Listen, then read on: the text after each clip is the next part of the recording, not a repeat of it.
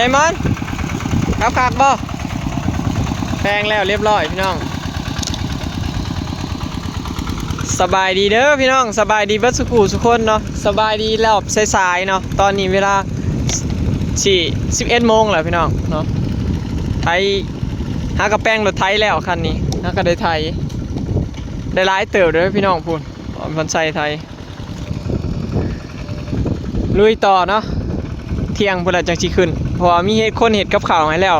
เฮาไทยหลายคนนี่มันบ่ค่อยเมื่อยเด้อพี่น้องเปลี่ยนกันก็เลยว่าเที่ยงพุ่นละจังสิขึ้นเนาะแป้งรถไถจนเมื่อยเอารถไถลงมาแป้งบ่แม่นเอารถไถลงมาไถนา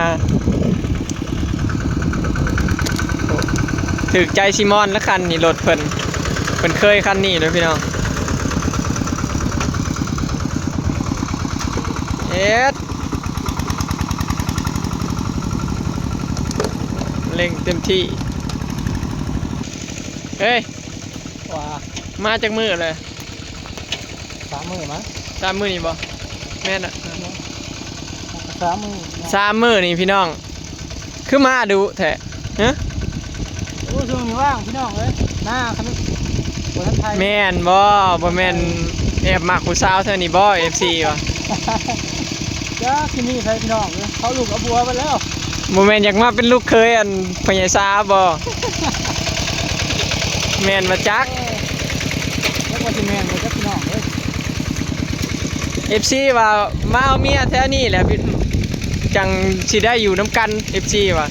โอ้ยอย่าให้มันมาอยู่น้ำกันดอกพี่น้องเอ้ยมันสิบันไล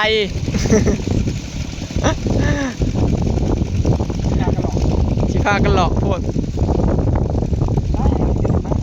ตื่นมาไปสิหลอกเลยบริสุทธิ์ยังล่ะใครแต่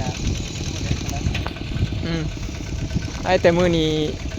คืมฝนเนาะฝนตกมื้อเช้าเรามา3 มื้อแล้วพี่น้องบ่าวเลย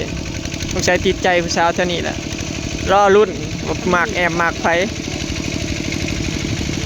วันนี้ได้อนาคตผู้ชมอยู่ไทยอยากแท้ๆนี่ก็มีเสียงว่าวนั่นนี่แสดงว่ามีแถวนี้นำแล้วเนาะใช่มีแถวนี้นำแล้วลุยต่อพี่น้องแน่แดดมาแล้วได้หลายเติบเลยพี่น้องเพื่อเที่ยงนี่ก็สิแล้วเรียนนี่เนาะแล้วเรียนนี่จังสิขึ้นกินข้าวเนาะไปฮอดพุ่นบัดนี้มื้อแรงนี่ให้มันแล้วลงไปฮอดผูกเบิดพี่น้องมื้อแรงนี่ให้มันแล้วฝั่งนี้เนาะมื้ออื่นเฮาจังไปต่อพุ่นแล้วให้มันแล้วเนาะให้มันแล้วเรียงนี่เบิดเนาะมื้อนี้ไถ2 คันน่ะสิแล้วอยู่โอ้ยบ่ามอนเห็นรถไถคาต่ออีกเลยขนาดซักลักไว้เด้อนี่บ่ไหวมอนบ่ซิมอนเห็นรถไถคาต่อขนาดว่าซักลักไว้ให้เด้อพี่น้องคาต่อเด้อนี่ก็ยังสิบ่ซักไว้ให้เอาเบิ่งพรไซพี่น้องสิแล้วแล้วให้นี่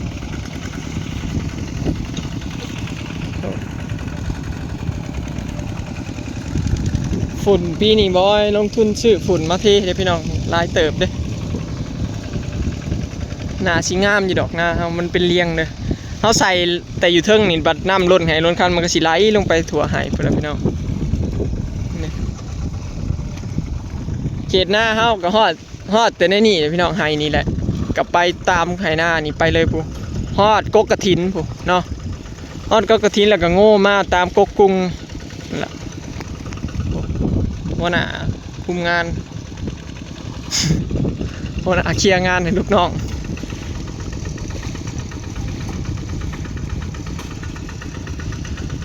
ซิมอนยังครับรถไถบ่ค่อยเก่งพี่น้องพรไซนี่ต่ออยู่ไซเลี้ยวออกได้ทุกซอกทุกมุมออกเองได้เลยบ่ยากบอกเลยเป็นไงมาพรไซจะสิจับคันใดบัดนี้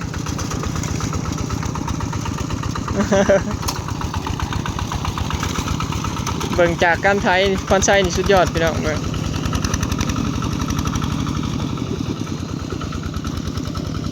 มื้อนี้5 คนเนาะ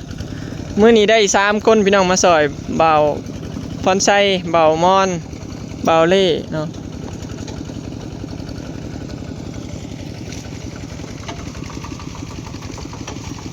เดี๋ยวพี่น้องเดี๋ยวบอยถาเปลี่ยนพรไซก่อนนะ มาเบิ่งหัวหน้าไทยหน้าพี่น้อง น้ำปูนกลางน้อย ได้ไทยอันกบเอาพี่น้องได้ไทยอันด สูง2ขอบพันไปแล้วใช้ครบเนาะ ำเท่าชี้ไทยแบบคือหน้าด รถทั้งมอน ำโง่บ่ได้ของเฮานะรถไทยอันภาษาชี้เราปรับไทยหุดพี่น้องให้มันแล้วไวเลยมันก็เลยมันไทยบ่ได้อันนี้มันโง่บ่ได้มันก็เลยได้ไทยแบบนี้เอาเห็นบ่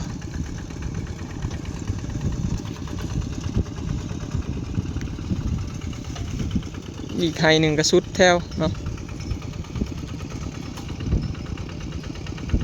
เมื่อยได้พี่น้องไทยอันกบ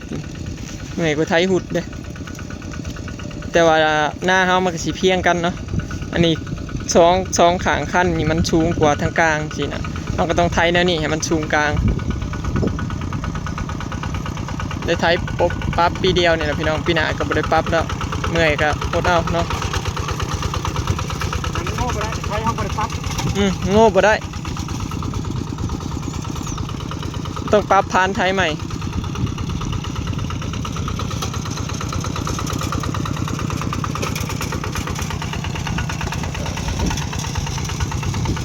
พวกเขาได้คนเป็นพี่น้องเลยใช้คมแบบนี้คมแบบปีเดียวกับห้าเท่าต้องใช้ดำกับใช้ต้นเขาอีก ปักไทยยากได้ การระบบปรับไทยการปรับไทยระบบง่าย นั่นแล้วไอ้ว่าตัดไทยยากเขาบ่ได้ปรับ โง่ประทันปรับไทย มันโง่ยากพ่อเฒ่าเห็นบ่พี่น้องมันฮอดบ่กินซะ เกี่ยวกับทัด เลี้ยว นี่แหล้วเฮาเมื่อยน้ำเงารถไทยนี่แหล้ว ทั้งไทยทั้งพัดเข้าอยู่เป็น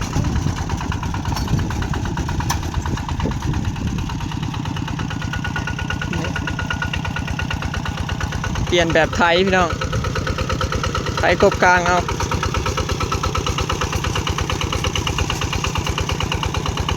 ไอ้แบบแค่นี้ตัวลายไทยนี่ไอ้เหลืองนี่เป็นคนตาม แล้วนี่นะมีไห้เลี้ยว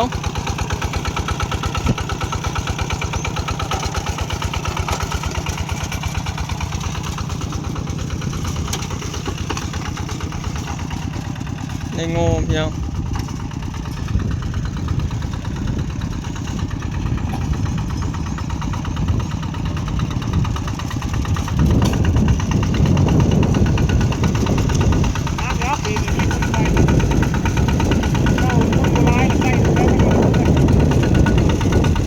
ปีนี้ลงทุนซื้อฝุ่นใส่หลายๆหน้าเขาจะงามบ่ยากใส่ปุ๋ย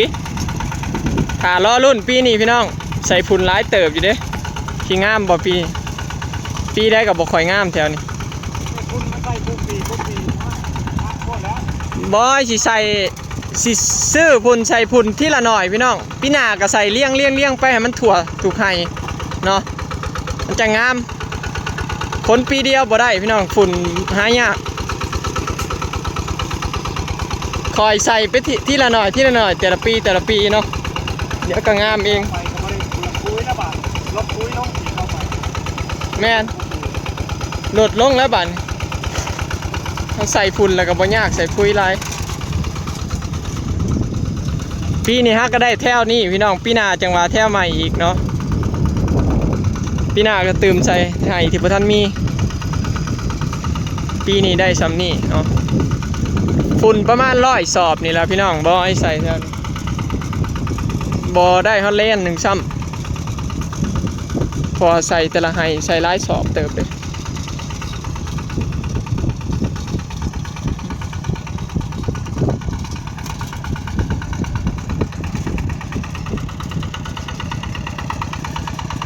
ให้ลุ่มนี่ก็ไทยกบกลางเอาลูกบ่พ่อเฒ่าให้ตัวนี้เด้ไทยกบกลางเยอะเออ ให้เหลืองนะเฮ้ยตะคุณผู้ให้อยู่ในไฟธรรมดาต้องให้เขากระเดาแล้วก็ไม่จะให้โกนตา เฮาไทยกูปีเด้พี่น้องเฮาไทยหุดกูปีแล้วมันก็โกนเข่าจังซี่นะพอหลายเฮาไทยเอาเฮ็ดหน้าหลายปีไปแล้วปีไปมันก็โกนทางกลางได้บัด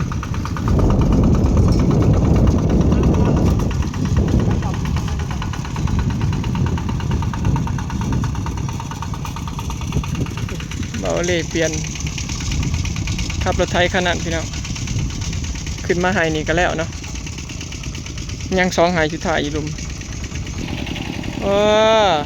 เป็นอะไรเมื่อยยุเข้าใจเป็นไรมอนเมื่อวานนี่คือบ่เห็นเป็นหยังเมื่อยโอ้มอนน่ะเมื่อยพี่น้องเนาะใครพี่น้องหลายคนเนาะบ่ค่อยเมื่อยดอกนะครับเปลี่ยนกันหลายคนเมื่อวานลงมากอ่ะพอใช้ลงมาซอย3คนกับรถไทยคันเดียวก็บ่ได้เมื่อยเด้ไปมาน่ะนั่งถ่าจนเมื่อยหมดละเปลี่ยนเพื่อสิได้เปลี่ยนกันไทย3คันรถไทยคันเดียวอันนี้รถไทย2คันสบายเนาะคนหลายกว่ารถไทยเนี่ยพี่น้อง